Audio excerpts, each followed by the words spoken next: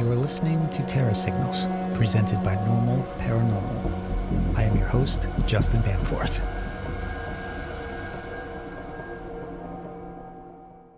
The subject matter in the following episode may not be suitable for all audiences. It contains graphic descriptions of fire fatalities, burn scenes, and crime scene investigations. If you are easily disturbed or sensitive to this sort of content, then the following episode may not be for you. Listener discretion is advised.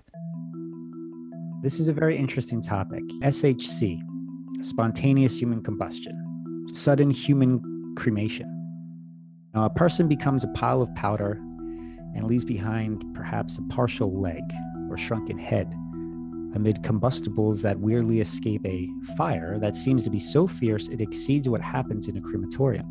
Now, despite fascinating cases that span centuries, this haunting phenomenon is so bizarre, frightening, and opposed to common sense that its existence must be denied by mainstream fire science and medicine today. But one who does not deny, however, is Larry E. Arnold. He's the director of Parascience International. And after discovering the truly baffling burning of Dr. Bentley in 1975, he has traveled the world documenting this rare, but not impossible, enigma. Now, his groundbreaking research and controversial book, Ablaze, The Mysterious Fires of Spontaneous Human Combustion, it challenges the popular idea that SHC is crack pottery and a myth to be debunked. It takes curiosity, plus courage and thoughtfulness to delve into the high strangeness of SHC. Its exploration is indeed high adventure, one worthwhile to those who know that not everything is yet explained, that the real mysteries still exist.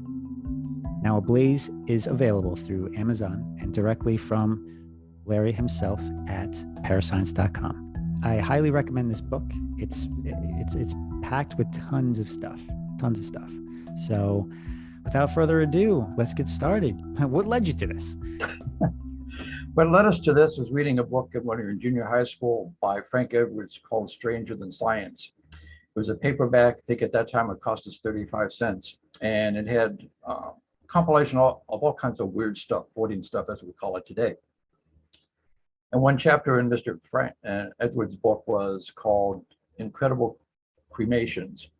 And it dealt specifically with one lady who lived in St. Petersburg in 1951 who had an incredibly fiery fate that fit the definition of what Justin just described to you as the classic concept of spontaneous human combustion. And we never forgot about that. When we went through high school and then into college studying mechanical engineering, we talked to our professors about this and nobody had ever heard about it. And when we came out of college and had a shift in consciousness and a career change, we remembered back to that book that we read in junior high school, and lots of people at that time were looking into UFOs and cryptids, and those fields seemed to be fairly well represented, but we couldn't find anybody who was studying this thing called spontaneous human combustion. So we thought we'd go down to the Library of Congress, live in Harrisburg, Pennsylvania, so it was not too long a commute down to DC, checked into the Library of Congress, and tried to find some books about SHC. Couldn't find any. We went next door to the newspaper archives section of the Library of Congress and tried to pull up some newspapers from St. Petersburg, Florida, Tampa, Florida in 1951 to see if anybody, any reporter, any credible news source had reported this alleged case of so-called spontaneous human combustion that afflicted Mary Hardy Reeser. And what we discovered was that Frank Edwards had not made up the story. This was front page news back in 1951 in the major newspapers on the west coast of Florida. And it dealt with a lady, as we later discovered, was actually a native of Pennsylvania. She grew up about 30 miles from where we're located here in Harrisburg, Pennsylvania. And in fact, what's left of her is buried in Mechanicsburg, Pennsylvania at the West Chestnut Hill Cemetery, which is about 10 miles from where we live. So we're kind of in the locus of this very strange event that supposedly could not happen. What did happen to Mary Reeser on the morning of July 2, 1951, was that her body was found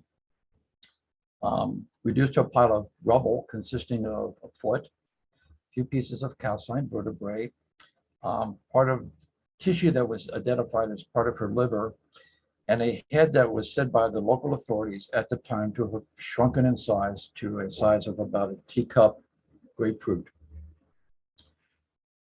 All suggesting an incredibly hot, high temperature long duration blaze. And yet surrounding combustibles in her apartment, aside from the chair in which she sat, piles of newspaper next to her, daybed linen and nearby, all of those escaped damage by what should have been an intensely fearsome blaze. Also, there was no odor of burned human flesh at the time. In fact, the first responders said it was kind of a sweet aroma in Mary's apartment. Local officials at the time were completely bumfuddled. They had never found or investigated a case like this, and they were quite mystified. At the time, a world-renowned forensic anthropologist, Dr. Walter Marion Krogman, was vacationing in St. Pete, Florida. He heard about the case and took a professional as well as a personal interest in this episode because he himself had conducted a number of experiments on the effects of fire on various types of tissue, including humans. And he wrote at the time that he couldn't explain this. It caused the hairs on the back of his neck to bristle and stand up. It was so frightening to him. He actually admitted in writing and later to us in person that had he not investigated this case firsthand, he would not have believed it. He would have called it impossible. He told us that in his experiments, in order to ashen a human body to the extent that was found in Mary Reese's apartment would require controlled scientific conditions and a fire that was in 12 hours in duration, reaching a temperature of 3,000 degrees Fahrenheit. Incredibly high temperature, considering that lava that flows out of a volcano is usually about 2,000 degrees Fahrenheit. So how can you have a fire that's supposedly 3,000 degrees Fahrenheit burning for 12 hours in an apartment that shows no damage from heat or flame other than to the victim in the chair in which she sat? Yeah, and speaking of that, I know you had sent me, a bunch of slides, a lot of really disturbing photographs. Are there any in particular? Yeah, you're welcome to show the slides. The ones that are titled Weezer would be a good place to start. Her tombstone is, as we said, about 10 miles from where we live, from where we're talking to you fine folks this evening, over in Mechanicsburg, Pennsylvania, at the West Chestnut Hill Cemetery. We visited the tomb site. In fact, we've talked to relatives next of kin of Mary Weezer, and it's a common family lore in the Weezer family, kind of fame that they didn't particularly want to have. But history says there's something very bizarre, quite inexplicable to this day, befell Mary Hardy down in St. Pete the night of July 1st into the morning of July 2nd, 1951. She was last seen alive about 9 p.m. The evening of July 1st, in fact, by her son, who was a physician by trade. She'd taken 2 Seconal tablets, and it was rumored that she might take another 2 Seconal sleeping tablets that night before calling it a day. And the debunkers are quick to jump on that and saying that, well, she just simply fell asleep in a chair and dropped a cigarette in her lap, and overnight, poof, she became something that you normally can't reproduce in a crematorium retort. It's a nice fable, but it doesn't seem to work at all, as the debunkers, as the naysayers would like everyone to believe. This is Dr. Krogman, as we said, a world-famous forensic anthropologist in his day who had specialized in his career, among other things, of determining the effects of fire in various living tissues. We sat down with Dr. Krogman and reviewed the case with him with some reluctance, we might add. Initially, he didn't particularly want to recall the Mary Reeser case when we met with him in the 1970s, because a quarter century had elapsed by then, and this still clearly bothered him. What perplexed him at the time when he was in St. Pete doing his original investigation and inquiries into the Reeser case was, one, the extent of reduction to her body, which we've already described, the localization of the heat, which we've also addressed. The photo below him shows a morgue shot of what was literally shoveled out of Mary Reese's apartment. It's the 1 foot, the satin slipper that had encased that foot, a few pieces of calcined vertebrae, as we said, and that ovoid mass in the top of photo above her foot is arguably her shrunken skull, which also concerned Dr. Krogman significantly. As we said, also, there was the absence of the noxious smell of burned flesh.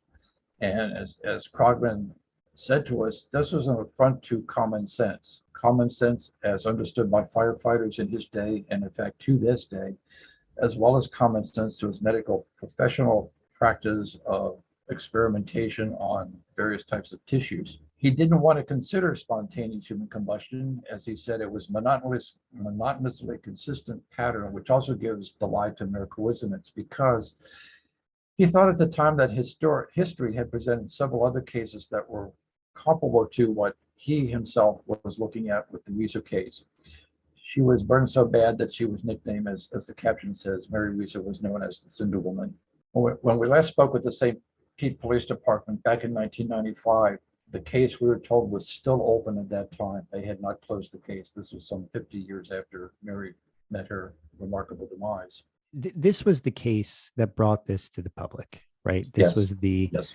how do people react to this? I mean, did they ignore it? Like, was it covered by a lot of, news media at that time? Like, what was the general vibe? At the time, this, as we said, was front page news in the St. Petersburg Times newspaper and the Tampa Tribune newspapers. Both newspapers covered the oddity of the fire. They quoted official investigators who were perplexed by what confronted them when they arrived at Mrs. Reese's apartment that morning. We did supply with another graphic. We spoke to the police officer who was stationed as security at the front door of Mary Reese's apartment. This was Officer Tipton's first day on duty with the St. Pete Police Department.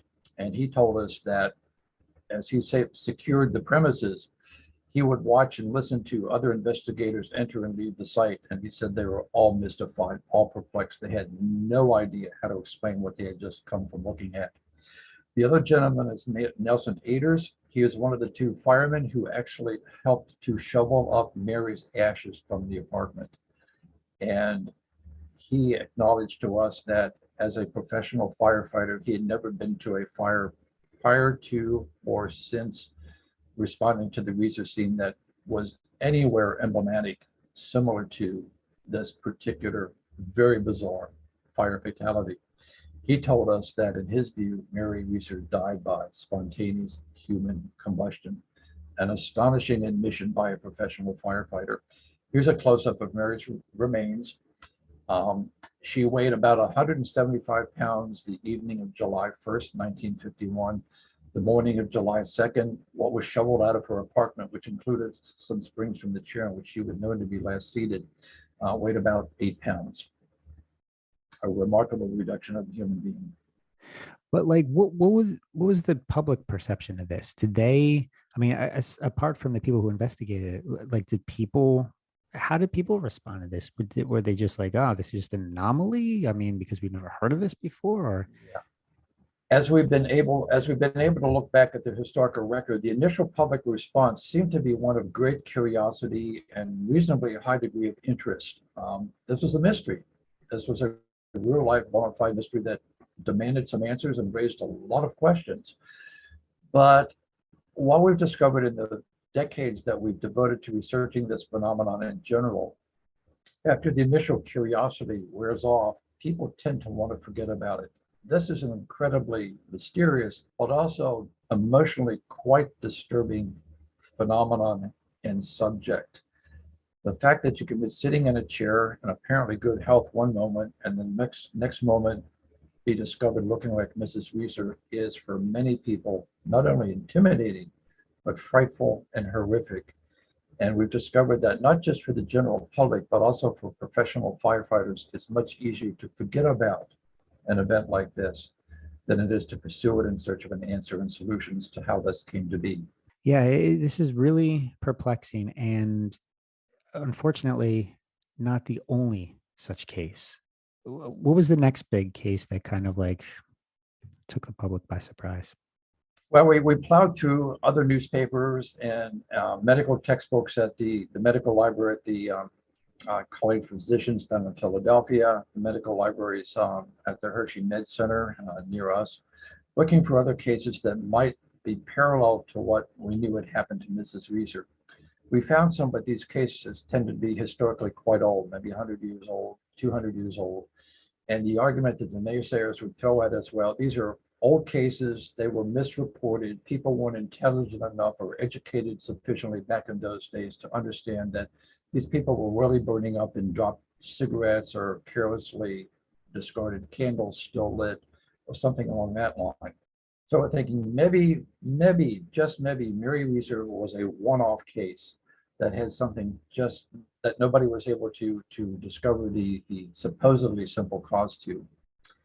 That assessment rapidly and dramatically changed for us in 1975 when we were tipped off to a case that we were told might be similar to what happened to Mary Reeser.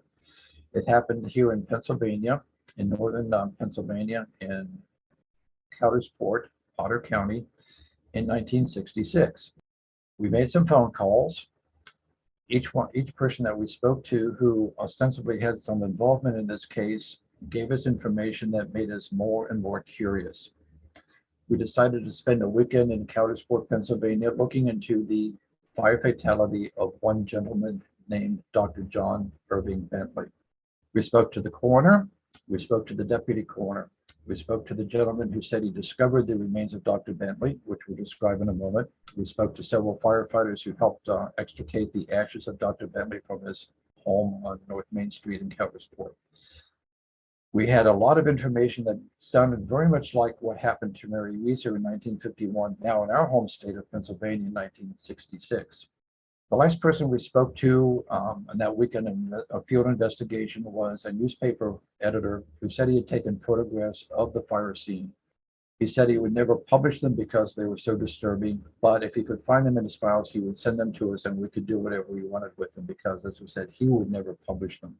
About a week later, we got an envelope from him, tentatively and with great anticipation, opened it and discovered a set of photographs that just blew us away and confirmed for us that what history had called spontaneous human combustion, what we presently prefer to term sudden human cremation, is not a myth, it's not a superstition, it's not a contrivance of someone with great imagination. This is a real, bona fide medical mystery that is crying out for solution and documentation. Dr. Bentley's death in December 5, 1966, is a legacy, pun intended, that left behind half of one of his legs, a piece of patella, his kneecap, a head that was so badly damaged that it was found lying by some of the first responders on water pipes, but so badly damaged that the other first responders could not recognize that it was a head. The rest of Dr. Bentley's 92-year-old body had immolated through the floor in his bathroom and ended up a pile of ashes, dry powder, on his earthen basement floor, and pile of ash about 14 inches in diameter, 5 inches in height. This is the first of the photographs that we pulled out of that envelope that said, my God, what the heck happened here? This photograph, this is what first turned me on to this subject right here. This single photograph captures so perfectly the concept of classic spontaneous human combustion, an incredibly localized, apparently quite fearsome fire that can consume a human adult to, as we said, mostly dry powder, and yet fail to significantly damage by heat or any other energy associated with a blazing combustion surrounding combustibles that are much more easily burned than is the human body. The human body generally is almost fire impervious. It's very difficult under normal circumstances to burn up a human body. Arson criminalists, arson murderers have tried to do this with great difficulty. Even using an accelerant such as gasoline makes the challenge quite profound. There was no accelerant involved at the Dr. Bentley fire scene. We stood in his bathroom. We are 6 feet high. We could reach our arm up and touch the ceiling. Above this hole in the floor, there was not a scorch mark to the ceiling. Dr. Bentley was semi-invalidic. He had broken his hip many years prior and used an aluminum walker to help him locomote through his 2-room apartment. The aluminum walker, as you can see, is intact. Aluminum will melt at 1200 degrees Fahrenheit. On the legs of the walker remain 2 rubber tips intact. Dr. Bentley's bathtub, on which the walker rested, was painted with enamel paint. You can see where the paint is blackened, but that paint did not blister. We stood in this bathroom and we will attest to that. Oaken beams were burned partially through. The one most severely damaged in the middle is almost burned through in half. It takes many hours for oak wood to burn to that extent. The linoleum was covered with a tar-based old dried linoleum, very flammable. As you can see, beyond the 2 by 3.5 or 2.5 by 3.5 foot hole through which Dr. Bentley's body descended into the basement, the linoleum did not continue to fuel the blaze. Dr. Bentley himself offered very little fuel load to this combustion event. He was dressed in a robe, cotton undergarments. Those two items plus one leather slipper in his body was the fuel loading available to incinerate himself largely to powder. Don Gosnell is the inset. He was the gentleman. He worked as a meter reader for West Penn Gas at the time. He walked into Dr. Bentley's home to read the gas meter in the basement. Here's the gentleman who told us that when he was down in the basement, having finished the meter reading, he spun around and his flashlight beam caught a pile of something on the earthen floor in one corner.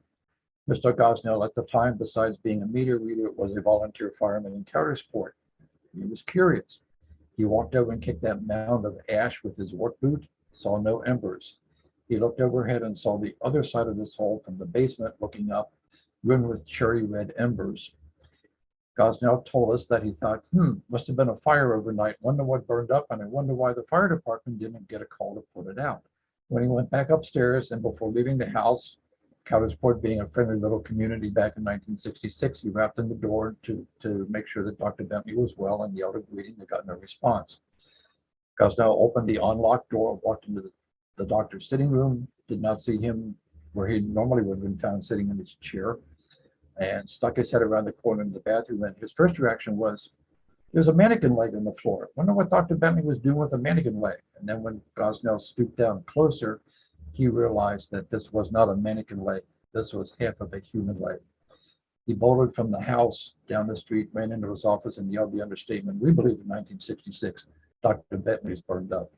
And yet naysayers say that such a thing absolutely cannot happen. Dr. Lester Adelson, a pathologist in Cuyahoga County, Ohio, wrote an article about why spontaneous human combustion cannot occur. It has to be a myth, the product of superstitious or uneducated people. When that photograph of Dr. Bentley was handed to Dr. Adelson for comment, his reaction was, this is a hoax. Asked why this photograph had to be a hoax, he said, because bodies do not burn this way. We know the provenance of that photograph. This is in the days before Photoshop. This photograph is a historical, genuine documentation of a quote unquote impossible event. We did ask Dr. Adelson if he had ever investigated a case of spontaneous human combustion. Had he ever gone to a fire scene where this was ostensibly occurring? His answer was no, but he knows better. He doesn't need to go to one of these fire scenes, as we have done several times, because he said, as this caption shows, I do not for a single second buy the overheated concept of spontaneous human combustion. It's a hoax because, as we've already said, according to him, bodies don't burn this way. Well, Dr. Adelson, yes, they do. And therein lies the mystery of sudden human cremation, because he had no way to explain this other than calling it a hoax. It's unbelievable how there are so many skeptical explanations to this, and some of them just, they don't make any sense. What are some of the most outlandish explanations that you've come across? Oh, golly, most outlandish. How many can we list? Probably the most outlandish is the dreaded phosphenic fart theory. What? And this high school kids go to the laboratory and light their flatulence, or try to. And this is actually seriously proposed as the explanation for why people like Dr. Bentley would end up looking like this, or why Mary Reeser would end up looking like she did. If that theory has any merit whatsoever, we would expect to find lots of teenagers in high school bathrooms or into piles of powder. We do not find that situation whatsoever. So we've written that one off as an outlandish theory that has absolutely no physical, mental, or psychological or intellectual significance or merit to it whatsoever. The theory that is most often proposed is the Wick effect. And if you've seen any of the programs that have appeared on television, often by us or involving us, you'll find the human candle wick theory proffered endlessly as the solution to so-called spontaneous human combustion. It's basically this: you take an external ignition source like a match or a cigarette or a broken butane lighter, and ideally you add a lot of alcohol to it and then throw in a person, and you end up with question mark, Mary Reeser or Dr. Bentley, or hundreds of other similar cases that we found in our research throughout the world over several centuries. When we first began our research, we thought, could this be? Does this work? We did our own experiments. Every one of them failed laughably. And if memory serves, 1999, we did a program for the BBC. They came to our house first. And at that time, we had for 1 year marinated a ham shank, ham with a bone, in a marinade of whiskey, bourbon, and brandy. And we said, we'll take this out of the refrigerator. We'll wrap it in a cotton cloth. We'll put it on a old tar-based linoleum flooring and put that on a plank of wood, just like you would have found in Dr. Bentley's bathroom. And then we will light it, and you can film it. And if it burns to powder, we'll be surprised, but you will have captured, anyway, whatever the result of the experiment, you will have it on film. After about an hour, the flame, this was done outside with infinite amount of oxygen to fuel the combustion. After about an hour, the fire self-extinguished.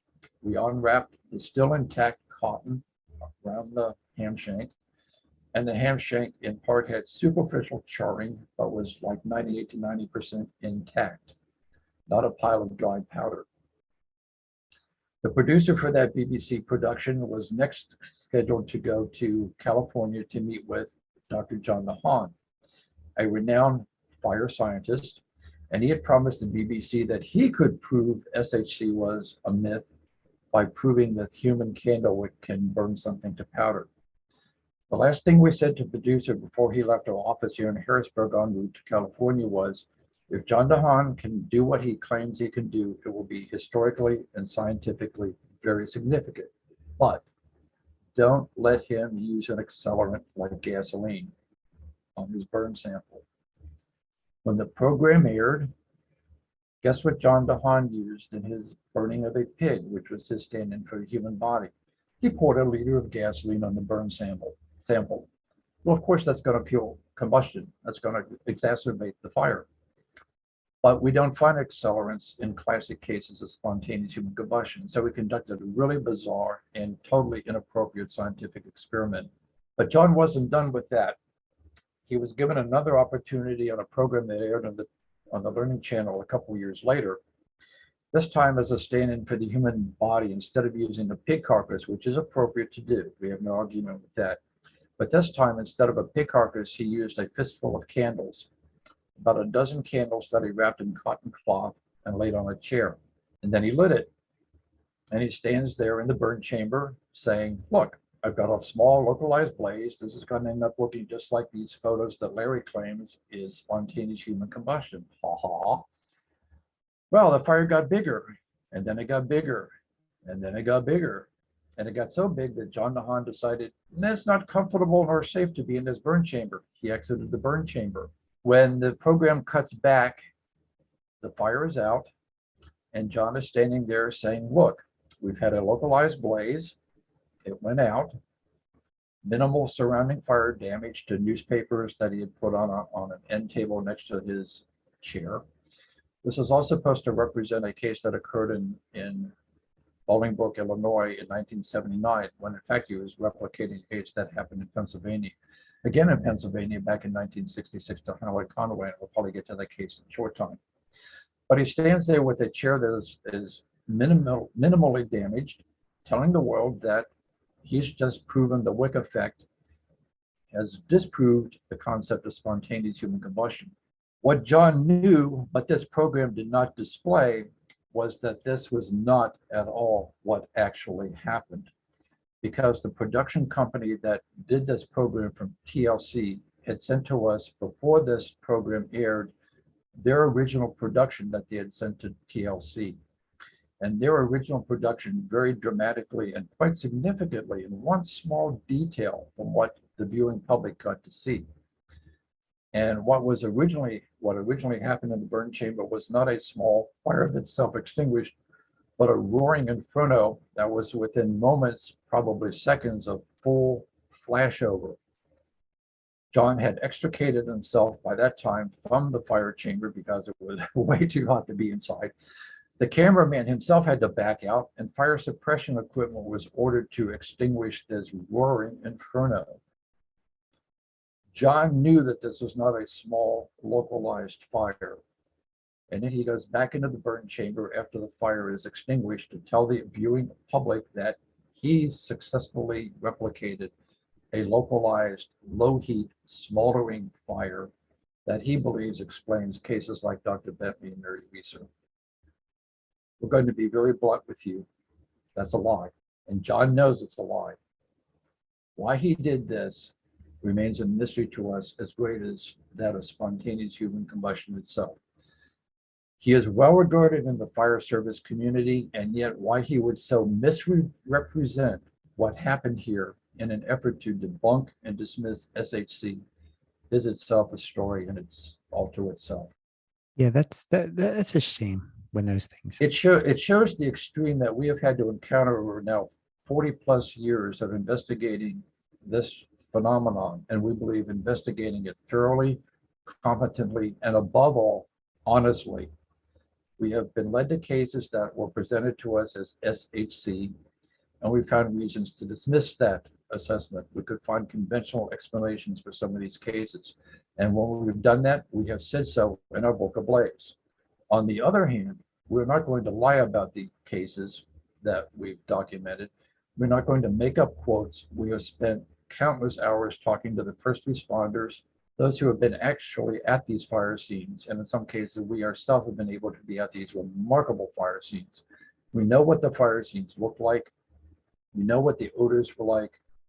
We know that accelerants were not involved. We know that fire suppression equipment was not brought in. And yet, when we try to present this evidence to people in the mainstream fire service community, we are met again and again and again with rebuff, with dismissal, and in some cases, with just laughable circumstances. When we went down to the National Fire Academy in Emmitsburg, Maryland, just before wrapping up writing of our book Ablaze, we tried to meet with three senior fire instructors who were on duty that day. One of them expressed mild interest, but didn't want to see any of the photos. The second instructor to whom we attempted to hand the photos literally spun on his heels and ran down the hallway saying, "I don't want to see those." The third instructor happened to be walking by when that incident occurred. He paused, he came over, looked at our photographs and said, "Hey, you know what? Come into my office, sit down and tell me everything you know, because we don't have a clue." He was genuinely interested. We'd like to see that happen in all areas and all levels of the professional fire services. Unfortunately, that's not been our experience. Memorably, when we were down in Philadelphia looking at several cases in the Philadelphia area, one of them was the Conway case, which we'll get to later. We sat down in the office of one of their senior fire investigators and put the photographs of Mary Weiser, Dr. Bentley, and Helen Conway on his desk and said, "You're the expert. We're the amateur. Help us understand how these fires could have occurred. We'd like to know.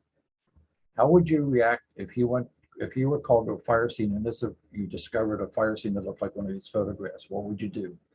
We shall never forget his answer to us. It was this, quote unquote, "I'd go out, I'd get drunk, and I'd forget about it."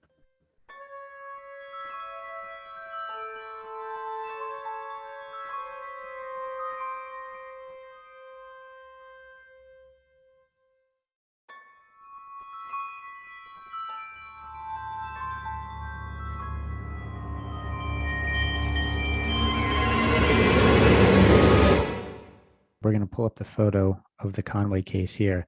Now, this took place in Upper Darby, right, in Yes, 1964. yeah, right. The Conway case, the Reeser case, the Bentley case, they shared something in common, didn't they? Let's see. They were all humans. They were all fairly elderly. Uh, Two were female, one was male. They all lived, well, now we're going to say they all lived alone, but they didn't. Dr. Bentley did live alone. Mary Reeser lived by herself in an apartment, but others were in the apartment building nearby. And Helen Conway lived with her family. Two family members were downstairs on Sunday morning when this episode transpired. Other members of the family had left shortly before this fire scene was discovered, and they were away at church that Sunday morning. What do you see as the common factor, Justin? Well, I remember you talking about this before, and I'm just going to put it out there so that we can kind of discuss this because I'm sure a lot of the skeptics bring this into the equation too. And correct me if I'm wrong, but weren't all three of those victims, they were known smokers, right? Helen Conway was a heavy smoker, reasonably heavy smoker. That is correct. Mary Reeser was said to be a smoker also. Dr. Bentley, on the other hand, was a pipe smoker. And while it's been argued by many of the naysayers that Dr. Bentley, the reason for his smoking mishap was that he was sitting in his chair and dropped the pipe in his lap or dropped embers from that pipe in his lap and consequently caught his robe aflame and spent the next 5 minutes hobbling with his walker from his sitting chair to the bathroom in search of water to quench the fiery robe that he was engulfed in. Now, some problems with that as we see it. One, the first responders noticed that when they arrived at the Bentley household, Dr. Bentley's pipe was in its holder on a stand next to his chair. If Dr. Bentley had dropped a lit pipe in his lap and caught his robe aflame, it's unlikely, in fact, we would argue that it's nonsensical, that he would have reached into his burning lap to pick up the pipe and put it neatly in its holder next to his chair before trying to extricate himself from his fiery situation. Secondly, Dr. Bentley was largely infirm. As we said, according to his nurse, whom we interviewed, it took Bentley 5 minutes to walk from his chair to the bathroom with his walker. If his robe were afire at the time, what he would have done, he was infirm but not insane. He was very cogent, mentally keen. He would have done what his medical training had told him to do in a fire situation, which would have been to drop and roll or get out of a burning garment.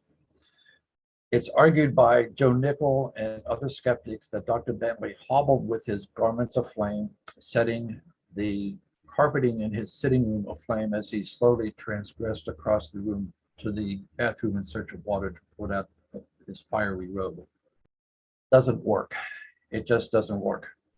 Yes, he had spark holes in his robe. He had spark holes allegedly on other garments, but what made this particular night of December 5, 1966, so remarkable that in all the previous times that he had spark holes in his garments, every time those garments did not inflame, what made it so unique this evening, and only this evening, that an alleged spark hole or dropped ember from his pipe caused him to become a raging inferno more intense than can be accomplished in normal conditions in a crematorium retort? That's the question none of the naysayers can address and answer properly. That's why I brought that up, because it doesn't account for all the cases either, because not everybody is a smoker. You're absolutely right, Justin. Absolutely right. If we go back to the Conway overview again, we can address that point further. The gentleman in the insert is Fire Chief Paul Haggerty. He was one of the first responders. We interviewed Chief Haggerty at great length, as well as at the time, the fire photographer who later became the fire marshal for Upper Darby, Bob Meslin, as well as the assistant fire marshal, Harry Lott. All three gentlemen confirmed the details of this remarkable fire scene. Paul Haggerty himself had been to several fire fatalities in which dropped cigarettes had indeed been the cause of the blaze. But as Paul Haggerty said to us, and in fact, he showed us photographs of some of those fire scenes, none of the victims in those fire scenes were burned to the extent that Helen Conway was. The bodies were completely intact in the burned chairs. They could be taken to a morgue and completely autopsied. Internal organs existed. And those fires took a long time. What so astounded Chief Haggerty, Fire Marshal Meslin, and Deputy Fire Marshal Lott was in the Conway case, not only the extent of destruction to her body, but the time frame in which this event happened. We have correspondence from those gentlemen, Bob Meslin in particular. The initial correspondence said that no more than 21 minutes could have elapsed from the time that Mrs. Conway was known to be alive until the firemen arrived to put out a fire that really did not need to be put out. When they first arrived, the room was filled with dense black smoke. That's a bit atypical, but there was no odor of noxious burned human flesh. There was no fire damage to the ceiling overhead. In fact, the first responder who went in on his hands and knees knew that a person had lived in this room. He went in on his hands and knees in complete opaqueness with his forearm outstretched looking for Mrs. Conway.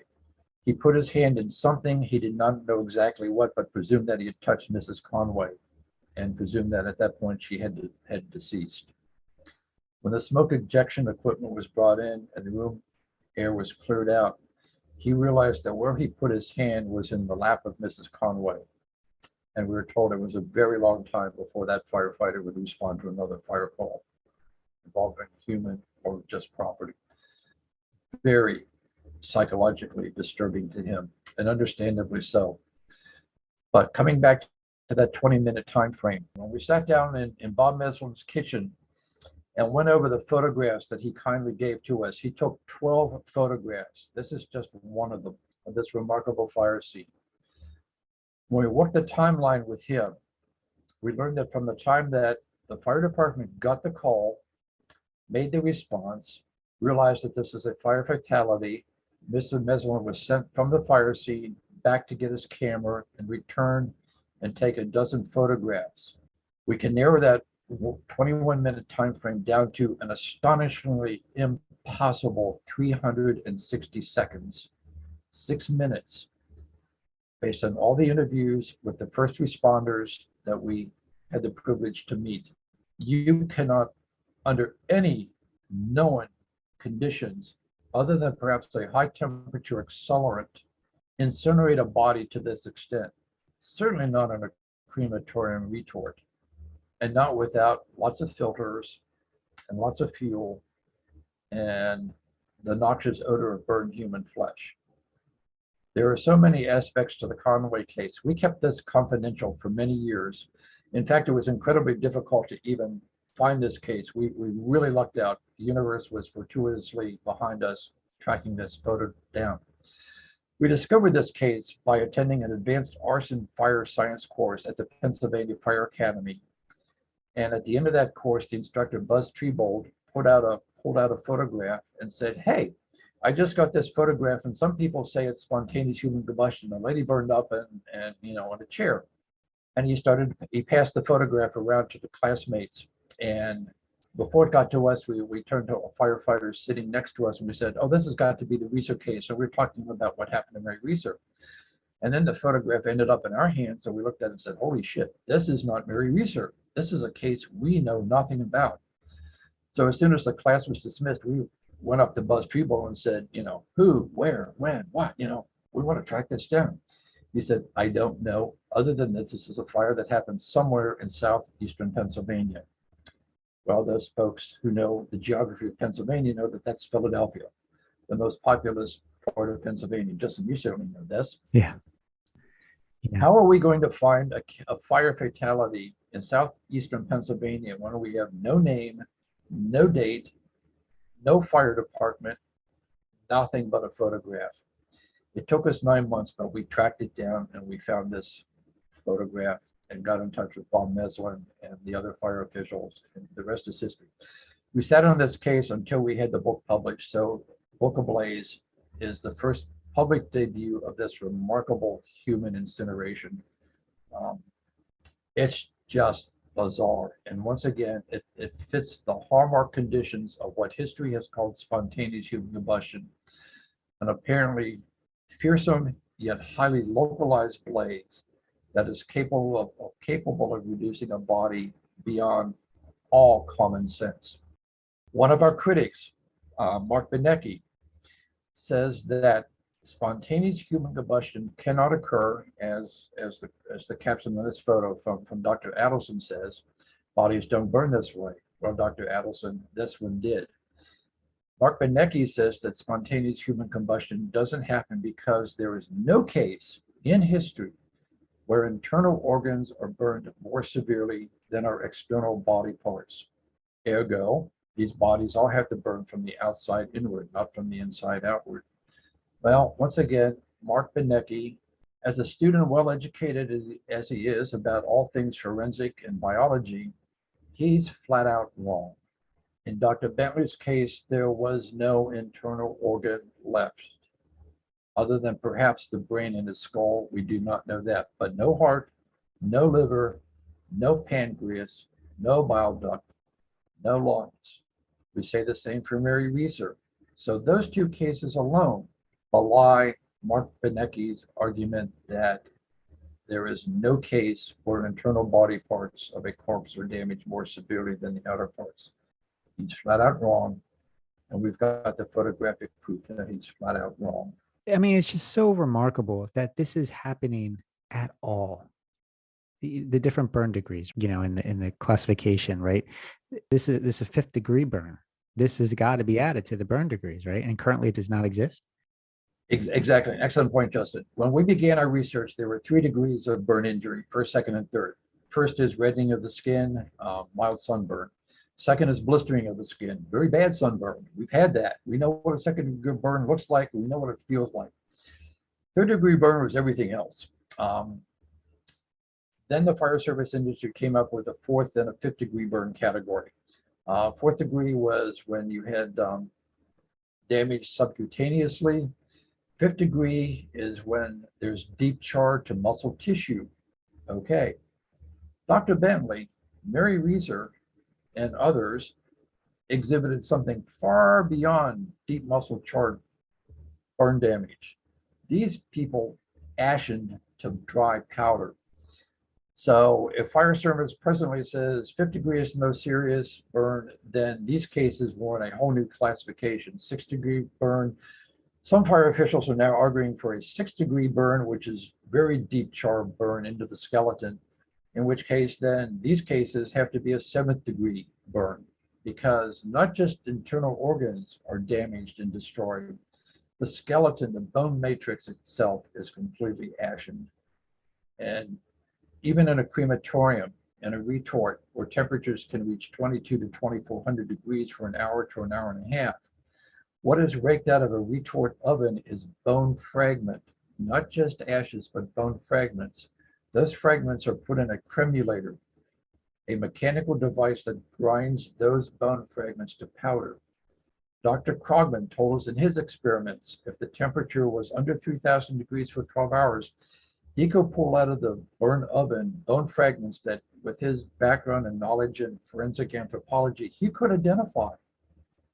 And yet in cases like Mary Reeser and Dr. Bentley and retired firefighter George Mott in upstate New York in 1986, the bone is calcined. It is powder. It does not have to be ground up because it crumbles to dust when touched.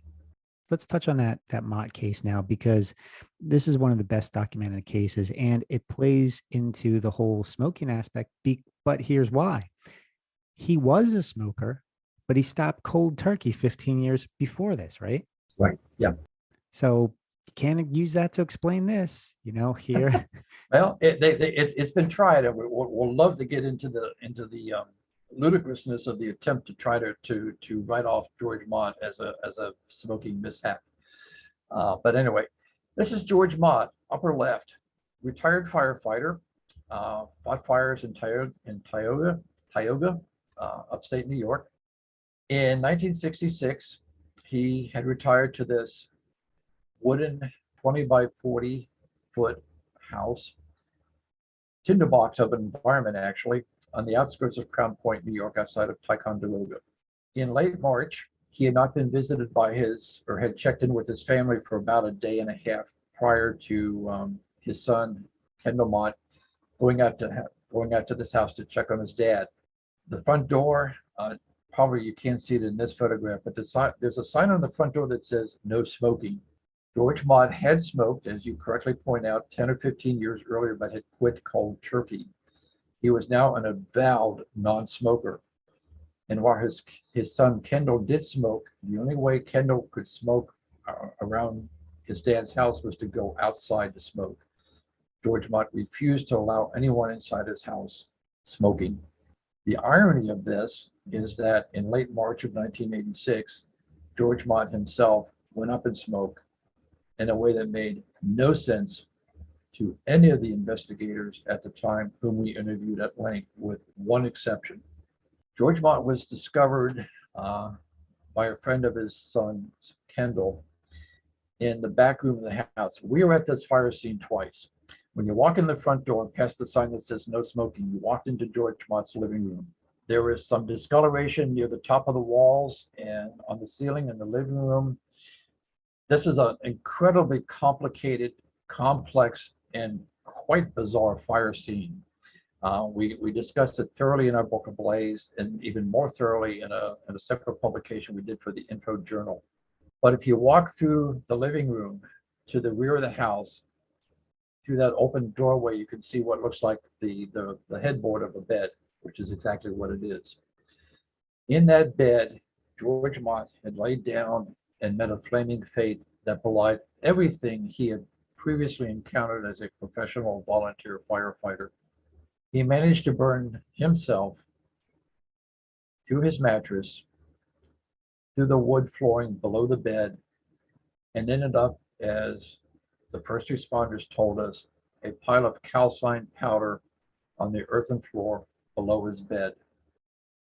On his bed, he left behind half of one leg.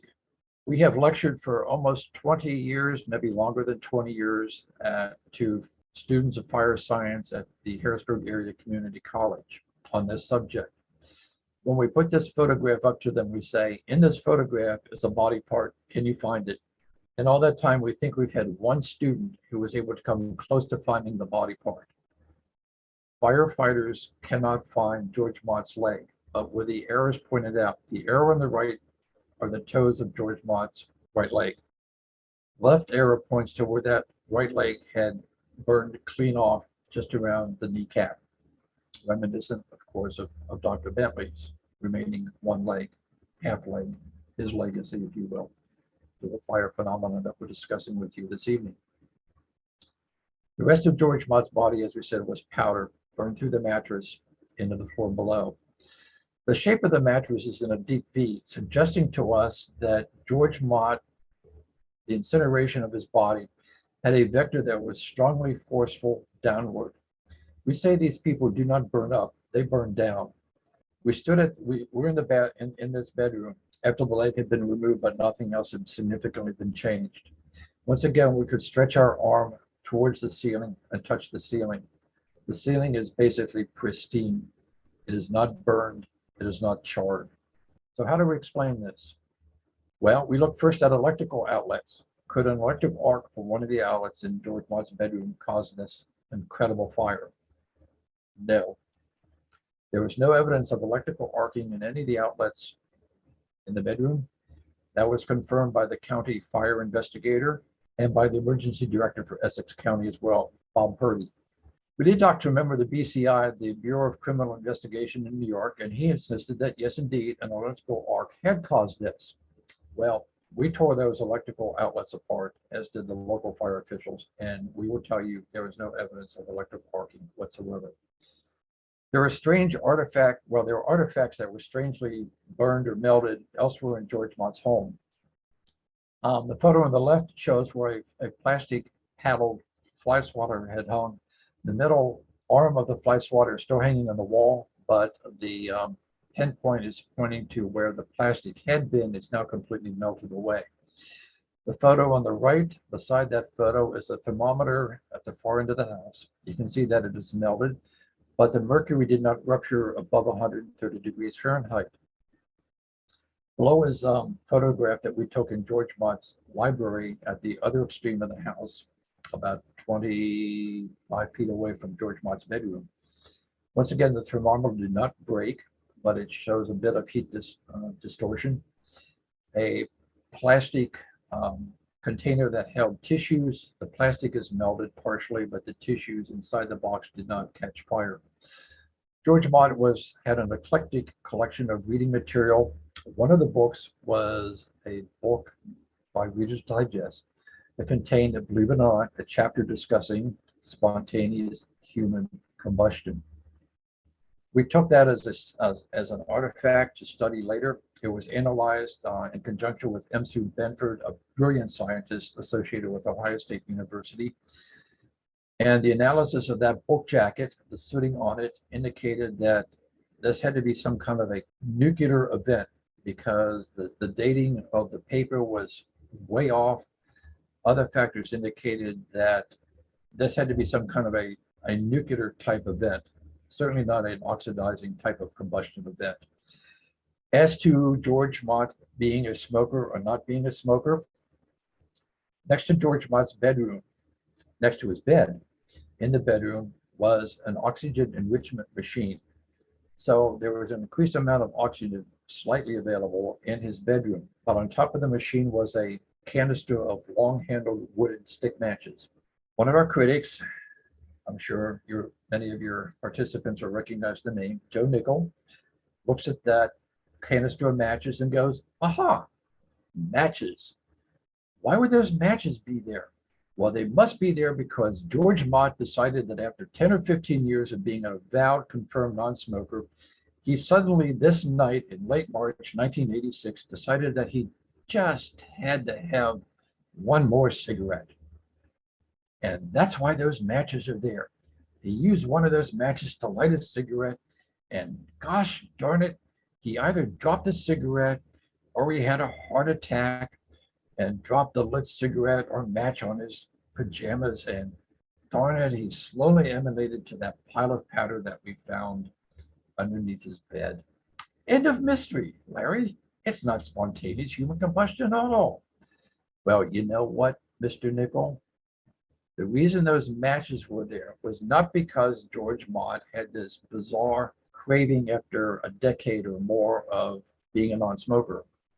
The matches were there because on the other side of Mr. Mott's bedroom was the furnace that heated Mr. Mott's 20 by 40 foot ramshackle tinderbox of a home. The matches were there because he used it to light the oil burner, not because he had a craving for a cigarette. This is the kind of insidious, make-believe, let's just suppose argument that critics have to rely upon in order not to confront the facts of these remarkable human incinerations. I tend to think that when a lot of the skeptics come into the equation and they try to process it using human logic, using frames of references that only make sense in their own world, instead of considering that there is another world, one full of mystery, one full of things we do not understand. And no matter how disturbing that world may be, we have to accept it as a possibility, as a reality. And we've covered a lot of cases where the victims did not survive, but there have been a bunch of cases where they have survived, right? Yes. At least, let's say it is our assessment and our conclusion that not only does sudden human cremation occur in these remarkable fatality cases, these remarkable fatal fire scenes, but we actually can come back and defend spontaneous human combustion for the survivors of partial, bizarre human burnings.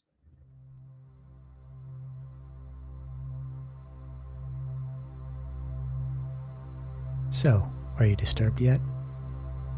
If not, stay tuned for next week's conclusion of my interview with Larry Arnold, where we delve into the even rarer survivors of SHC and interesting theories that cross over into other aspects of high strangeness. You won't want to miss it.